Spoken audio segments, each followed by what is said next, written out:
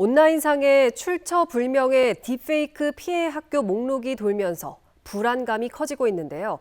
강원도에서 실제 피해 신고가 접수된 걸로 확인됐습니다. 남학생이 동급생인 여학생을 대상으로 한 것으로 보이는데 경찰이 수사에 나섰습니다. 유주성 기자입니다.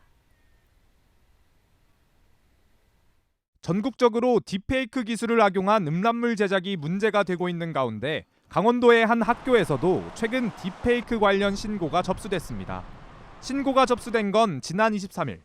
경찰은 남학생이 동급생인 여학생의 얼굴을 음란물에 합성해 친구 등 지인에게 공유한 걸로 파악하고 있습니다. 딥페이크 음란물 범죄가 주로 텔레그램 등 보안성이 높은 메신저를 통해 이뤄졌던 것과 달리 이번 사건은 카카오톡에서 공유된 걸로 추정하고 있습니다. 다만 딥페이크 음란물이 얼마나 만들어졌는지, 다수의 학생을 대상으로 한 것인지, 얼만큼 공유가 됐는지 등 구체적인 사안들은 아직 밝혀지지 않았습니다.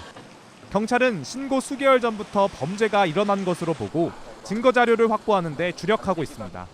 온라인상에 출처불명의 딥페이크 피해 학교 명단이 돌고 있는 가운데 실제 피해 사례가 확인되면서 불안감은 더 커질 것으로 보입니다. 조금 불안하긴 하죠. 스토리도 이제 얼굴 같은 것도 마음대로 못 올리고 퍼갈까봐 계정도 비공개로 돌리고 만약에 제 얼굴이 그렇게 되면 조금 학교를 다니기 싫을 것 같아요. 강원경찰청은 이번 사례를 제외하고도 올해에만 학생과 성인 등을 대상으로 한 딥페이크 관련 범죄 8건을 수사하고 있다고 밝혔습니다.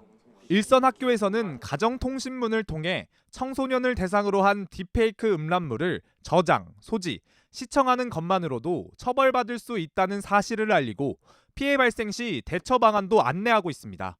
디지털 성범죄 피해가 발생하면 즉시 경찰과 학교 등 관계기관에 신고해야 하고 도움과 상담이 필요한 경우 디지털 성범죄 피해자 지원센터나 여성긴급전화인 1366을 통해 지원을 받을 수 있습니다. MBC 뉴스 유주성입니다.